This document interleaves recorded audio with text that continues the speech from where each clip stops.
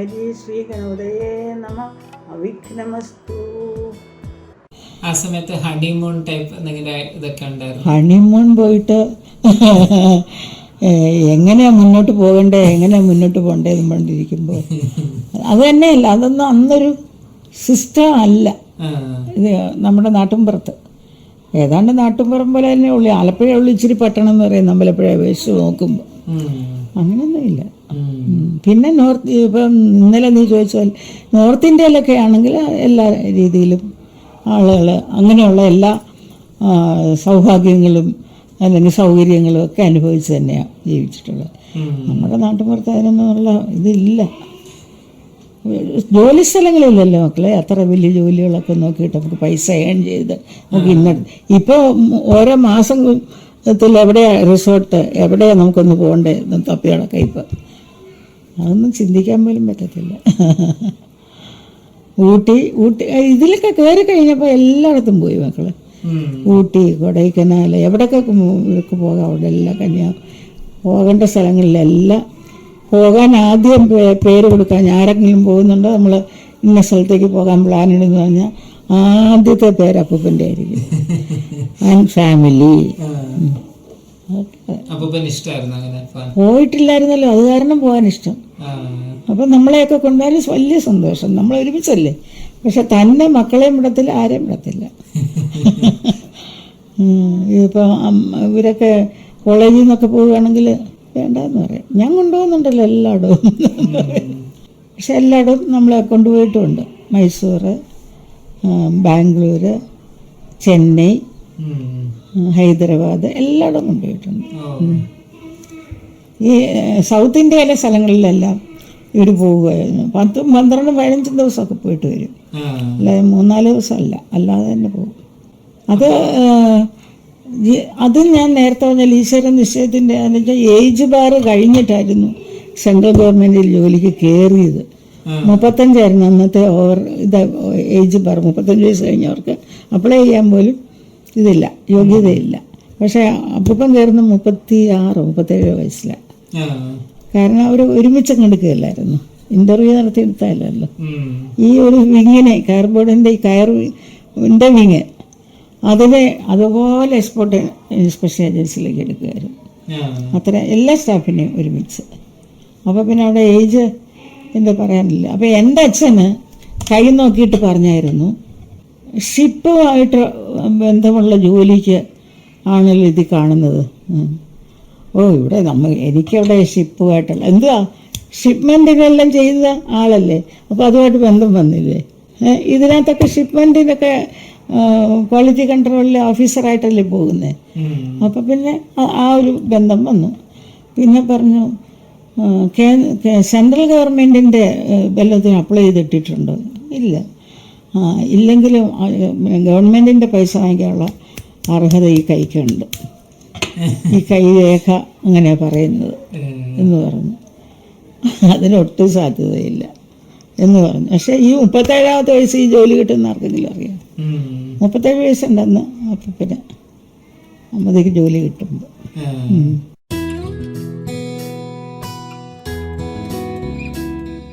ഞങ്ങൾ തമ്മിലുള്ള പ്രായ വ്യത്യാസം 11 വയസ്സ്. 11 വയസ്സ്. 21 വയസ്സ് കഴിഞ്ഞ് 22-ാമത്തെ വയസ്സിൽ എൻ്റെ കല്യാണം. അപ്പൂപ്പൻ്റെ കല്യാണം 33-ാമത്തെ വയസ്സ്.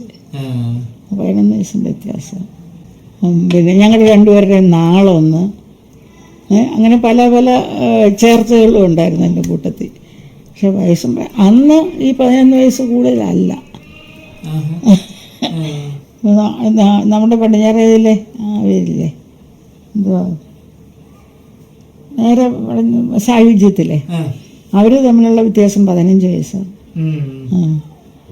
അപ്പം അന്ന് അതൊക്കെ സാധാരണ സംഭവങ്ങളാണ്. ഇപ്പൊ കല്യാണം കഴിഞ്ഞപ്പോ വീട്ടില് അമ്പലപ്പുഴയിലൊക്കെ പോകുന്നതും അതൊക്കെ എങ്ങനെയായിരുന്നു? അത് ഇടയ്ക്കിടയ്ക്ക് പോകാറുണ്ടായിരുന്നോ? ഹോളിഡേയ്സ് എന്ന് പറഞ്ഞാൽ 4 ദിവസമൊക്കെ ഹോളിഡേയ്സ് വന്നാൽ അമ്പലപ്പുഴയിൽ പോകും. പിന്നെ രാധാപച്ച് കോട്ടയത്തല്ലേ, അവിടെ പോകും. അപ്പം എന്തെങ്കിലും വിശേഷങ്ങളും വരും. അവിടെ അവരുടെ കുട്ടികളുടെ നൂല് കെട്ടുന്നോ അല്ലെങ്കിൽ പേരിടുന്നതെന്നോ അല്ലെങ്കിൽ പിറന്നാളെന്നോ എന്തെങ്കിലും വിശേഷം. പിന്നെ ആ കൊച്ചച്ഛൻ ഡിഫൻസിലായിരുന്നല്ലോ, ആർമിയിലായിരുന്നു. അപ്പം അങ്ങനെ വരുന്ന സമയം എല്ലാവരും കൂടി കഴിയാമെന്ന് പറഞ്ഞാൽ അവിടെ പോകും. മിക്കവാറും എല്ലാ സൺഡേയിലും അപ്പൂപ്പൻ്റെ വീട്ടിൽ പോകും അച്ചാമ്മയെ കാണാൻ. അച്ചാമ്മ ഇത്ര ഒരു മകൻ ഒരമ്മയെ സ്നേഹിക്കുന്നതിൽ ഏറ്റവും റോൾ മോഡലാണ് അപ്പൂപ്പൻ. അയ്യോ, എപ്പോഴും പറയും എത്ര അച്ചാമ്മയ്ക്ക് 87 വയസ്സ് മറ്റുള്ളപ്പോഴാണ് മരിക്കുന്നത്. ആ കൊല്ലവും അപ്പൂപ്പൻ അവിടെ ഇരുന്നുകൊണ്ട് പറയാം, എനിക്കിനി ഒരാഗ്രഹം കൂടിയേ ഉള്ളൂ. എന്താ, അടുത്ത ജന്മം എനിക്കൊന്നൊരു ജന്മം ഉണ്ടെങ്കിൽ എൻ്റെ അമ്മയുടെ മോനായിട്ട് ജനിച്ച് അമ്മയ്ക്ക് ഇനിയും കുറേ കാര്യങ്ങൾ കൂടി ചെയ്തു കൊടുക്കണമെന്ന്. അത്ര അമ്മയെ സ്നേഹിക്കുന്ന ഒരാളായിരുന്നു. കുടുംബത്തിൻ്റെ കാര്യങ്ങളെല്ലാം ചുമതലയായിട്ട് നോക്കി എല്ലാം സെറ്റപ്പൊക്കെ ശരിക്കും ചെയ്തത് ഈ മകനായിരുന്നു. 2 സഹോദരിമാരുടെ വിവാഹം നടത്തി കൊടുത്തു. ആ ചേട്ടൻ്റെ അനിയൻ്റെ വിവാഹമൊക്കെ ചുമതലയെടുത്ത് നടത്തി കൊടുത്തത് ഈ ആളാണ്. അപ്പോൾ കുടുംബത്തിന് വേണ്ടി എല്ലാം ചെയ്തിരുന്ന ആളാണ്. അത് അമ്മയ്ക്ക് നല്ലപോലെ അറിയാമല്ലോ. എൻ്റെ ആ അമ്മയെ നല്ലപോലെ സ്നേഹിച്ചിരുന്നു.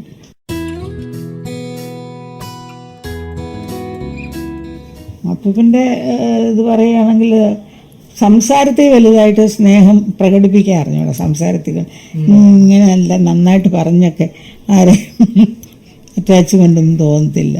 പക്ഷെ പ്രവൃത്തിയിൽ ആയിരുന്നു എല്ലാ തരത്തിലും എല്ലാവർക്കും വേണ്ടി എല്ലാം ചെയ്തിട്ടുണ്ട്, ഒരുപാട് ചെയ്തിട്ടുണ്ട്. അപ്പോൾ ഞായറാഴ്ചകളിലെല്ലാം ഞായറാഴ്ച അമ്മയെ കാണാൻ പോകും. അപ്പോൾ ഞാനും പോകും. ആ അമ്മയെ അതുപോലെ നല്ല അമ്മയായിരുന്നു കേട്ടോ. അച്ഛമ്മ നല്ലൊരു മനസ്സിൻ്റെ ഉടമയായിരുന്നു. കാരണം എന്താ പറയുക, ഞാൻ ചെന്ന് കഴിഞ്ഞാൽ എൻ്റെ സാരിയും ബ്ലൗസും ഒക്കെ ഞാൻ നനയ്ക്കാനായിട്ട് പോയ സമ്മതിക്കത്തില്ല. ഒരമ്മായിമാർ ആ കാലത്ത് മരുമകളുടെ ഡ്രസ്സൊന്നും നനച്ചു കൊടുക്കത്തില്ല. പക്ഷെ എന്തൊക്കെ പറയും, നീ അത് അവിടെ ഇട്ടിട്ട് പോടിയാണ്, അടുത്ത പ്രാവശ്യം വരുമ്പോൾ ഞാൻ തേച്ച് വെച്ചേക്കാം അവിടെ എന്ന് പറയും. എനിക്ക് എല്ലാവർക്കും അതിശയത് കേൾക്കുമ്പോൾ വലിയ സ്നേഹമായിരുന്നു. പെൺമക്കളെക്കാളും എന്നെ കാര്യമായിരുന്നു. എനിക്കും അമ്മ ഒന്നും ഇതായിട്ടില്ല, വളരെ സന്തോഷമായിട്ടില്ല. നമ്മുടെ കൂടെ ഒരുപാട് നാൾ വന്ന് താമസിച്ചിട്ടുണ്ട്. ഇതായിരിക്കുമ്പോഴൊക്കെ വയ്യാത്തപ്പോഴൊക്കെ ഡോക്ടറെ കാണാൻ വന്നു കഴിഞ്ഞാൽ ആലപ്പുഴ താമസിക്കാൻ വലിയ ഇഷ്ടമായിരുന്നു. ആ അച്ഛമ്മയുടെ പിറന്നാളിന് ഞാൻ നിന്നെ എടുത്തോണ്ടിരിക്കുന്നത് അത്ര 85ാമത്തെ പിറന്നാൾ. അങ്ങനെ ആ വീടുമായിട്ടും ഇപ്പോഴും അപ്പൂപ്പൻ്റെ വീട്ടുകാരിൽ അപ്പൂപ്പനേക്കാൾ കൂടുതൽ എന്നെ ഓർക്കുന്നവരവിടെ കൂടുതലുണ്ട്.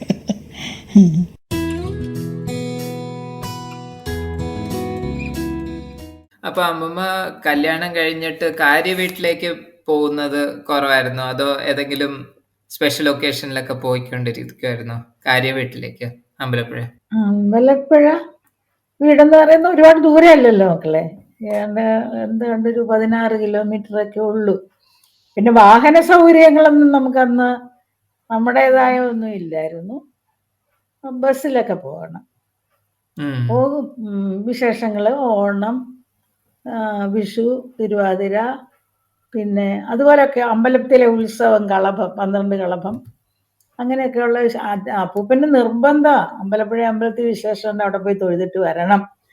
അത് എൻ്റെ കല്യാണത്തിന് മുമ്പ് തൊട്ടേ അമ്പലത്തിലെ വലിയ ഭക്തനായിരുന്നു, അമ്പലപ്പുഴ അമ്പലത്തിലെ. അതുകൊണ്ട് തീർച്ചയായിട്ടും അവിടെ പോയി ഇനി എനിക്ക് പോകാൻ എന്തെങ്കിലും അസൗകര്യം ഉണ്ടെങ്കിലും അപ്പൂപ്പൻ പോയി തൊഴുതിട്ട് വരും. അത് നിർബന്ധമായിട്ട് പോകും. പോവലും മാത്രമല്ല, അമ്മമ്മയുടെ വീട്ടിൽ ചെന്ന് മുത്തശ്ശിയെയും മുത്തശ്ശനെയും എല്ലാം കാണും. അപ്പുറത്തെ വൈദ്യനപ്പൂപ്പനെയും അപ്പച്ചിയെയും എല്ലാവരെയും കണ്ട് വളരെ അവരുടെയൊക്കെ അവർക്കൊക്കെ സന്തോഷമാണ് അപ്പൂപ്പനെ കൊണ്ട് ചെന്ന് കഴിഞ്ഞാൽ. അതെല്ലാം സന്തോഷമായിട്ട് അതൊക്കെ സ്വീകരിച്ച് വരും. അങ്ങനൊരു നല്ല രീതിയായിരുന്നു അമ്പലപ്പുഴ വീടുമായിട്ട് എപ്പോഴും. അപ്പൂപ്പ ഇവരൊക്കെ മരിക്കുന്നതിന് മുമ്പ് എപ്പോഴും പറയായിരുന്നു, ആ പണിക്കർ എന്തായാലും ഉത്സവത്തിനൊക്കെ ഇവിടെ വന്നിട്ട് ഇവിടെ വരാതെ പോവുകയില്ല. ഉത്സവം 12 അഷ്ടമി, രോഹിണി വിശേഷങ്ങൾക്ക്, ഭഗവാന്റെ എല്ലാ വിശേഷങ്ങൾക്കും അവിടെ. അത് പറയുന്നത് ഞാൻ ആലപ്പുഴ ജോലിയായിട്ട് വന്നതിന് ശേഷം എല്ലാ ഈ വിശേഷ ദിവസങ്ങളും ഞാൻ അമ്പലപ്പുഴയിൽ പോയി തൊഴുവായിരുന്നു. അതുകൊണ്ട് എനിക്ക് അമ്പലപ്പുഴയിൽ നിന്ന് തന്നെ ഒരു ബന്ധവും കിട്ടിയെന്ന്. ഉം. അതപ്പോ അങ്ങനെ അത് കാര്യ വീട് തന്നെയായിരുന്നു. ഈ കേശവമന്ദിരം എന്ന് പറഞ്ഞ വീട് അപ്പൊ പിന്നാണോ വന്നേ? കേശവ മന്ദിരം എന്ന് പറഞ്ഞ വീട് ഉണ്ടായത് 65-ല്. ആ. 65-ലാണ് കേശവ മന്ദിരം ഉണ്ടായത്. അതിനു മുമ്പ് വരെ അവിടെ സ്ഥലം മാത്രമായിട്ട് ഒരു പറമ്പായിട്ട് കിടക്കുകയായിരുന്നു. ഉം. അപ്പോൾ പിന്നെ പപ്പമ്പേരപ്പന് ഒരു വീട് ഉണ്ടാകണമെന്ന് അപ്പൂപ്പനാണ് വിചാരിച്ച്. വൈദ്യനപ്പൂപ്പൻ സ്വന്തമായിട്ട് വാങ്ങിച്ചിട്ടിരുന്ന ഏതാണ്ട് ഒരു ഏക്കറിന് താഴെ സ്ഥലം ഉണ്ടായിരുന്നു അവിടെ. അത് ഈ മകനായിട്ട് എഴുതി കൊടുത്തു. മകന് ഇനിയിപ്പം ഓഫീസിൽ നിന്നൊക്കെ ലോൺ എടുത്ത് കെട്ടിടം വെക്കണമെങ്കിൽ സ്വന്തം പേരിൽ സ്ഥലം ആയിക്കോട്ടെ എന്ന് പറഞ്ഞു. അങ്ങനെ ഉണ്ടാക്കിയതാണ് വീട്. നല്ലൊരു വീടായിട്ട് അവിടെ ഉണ്ടായി. അത് 64-ല് ഒക്കെ അതിൻ്റെ പണി, ഈ തടിപ്പണിയൊക്കെ കാര്യവീട്ടി വെച്ച് നടത്തി. വാതില്, ജനല്, കട്ടിള, അത് ഇതൊക്കെ. അത് കഴിഞ്ഞിട്ട് 65-ലായിരിക്കും എന്ന് എനിക്ക് തോന്നുന്നു. ആ ഓണത്തിന് മുമ്പായിട്ട് അതിൻ്റെ പാലുകാച്ചൊക്കെ നടത്തി. അന്ന് തൊട്ട് ആ വീട്.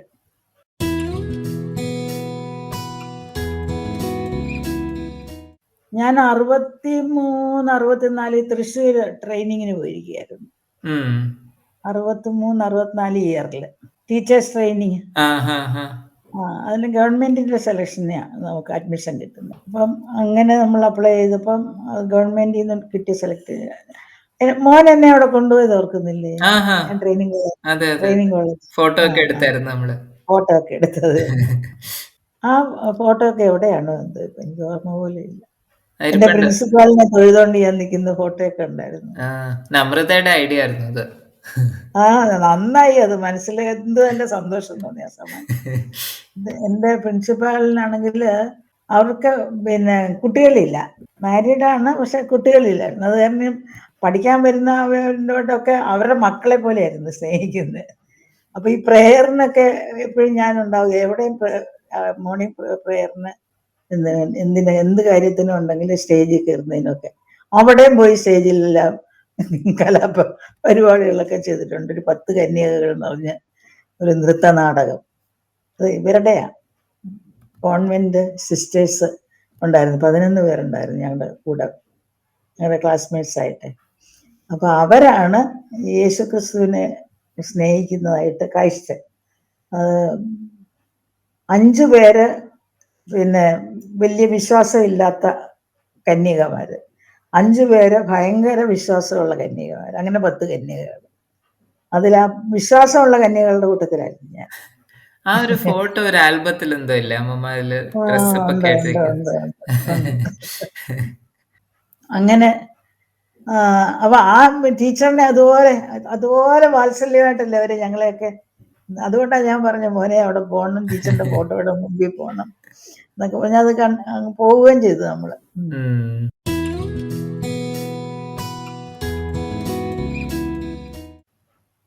അപ്പൊ രാധാപ്പൂപ്പനും ഒക്കെ അവിടെ അപ്പൊ കാര്യവീട്ടിലുണ്ടായിരുന്നു ആ സമയത്ത്. അപ്പൊ പോയിട്ടില്ലായിരുന്നു അത് കഴിഞ്ഞ്? രാധാപ്പൂപ്പൻ ഞാൻ ട്രെയിനിങ്ങിന് തൃശ്ശൂർ പഠിക്കുന്ന സമയത്താണ് ബോംബെക്ക് പോകുന്നത്.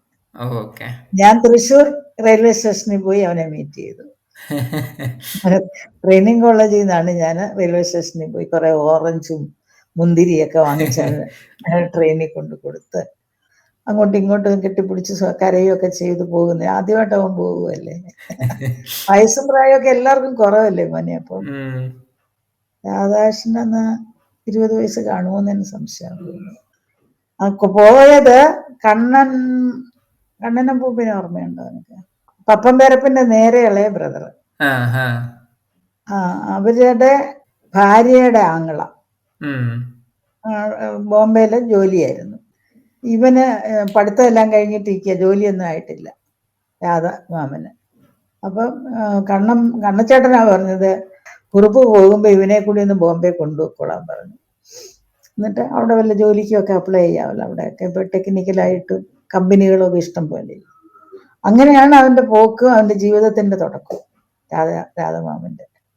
അച്ഛ പറയുന്ന കഥകൾ പോലെ ഇങ്ങനെ ട്രെയിനിൽ ആരെങ്കിലും പോകുമ്പോ അതെ ഈ കുട്ടികളെയും കൂടെ കൊണ്ടുപോയിക്കോന്ന്. അങ്ങനെയായിരുന്നു.